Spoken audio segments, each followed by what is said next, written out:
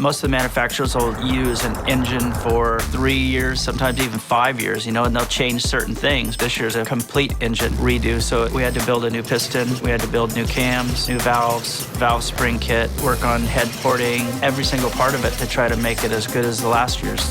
Production bikes, if you averaged out the horsepower they're at and then you had a good race engine, it could be 10, 12, or possibly even 15% increase in horsepower.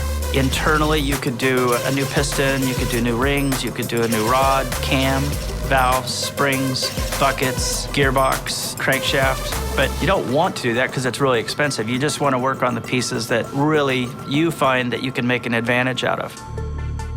Something that's really common in the four-stroke is to change the piston. So like this is a production piston, and this is one that we actually make. We're usually trying to go with a little bit higher compression, so you usually do that on top of the piston. More compression is more pressure inside the engine, it's more heat. More combustion, which is, explosion, yeah, more power. The shape or the profile and the taper of the piston, you want to try to get it to not rock quite as much, not rub. From a standard piston to like one of these pistons, there's anywhere from 3/4 of a horsepower, sometimes even 2 horsepower difference. This is an intake valve. It opens up, your fuel and air atomized goes into the combustion chamber, and then it closes, seals, there's an explosion, and then it goes out the exhaust.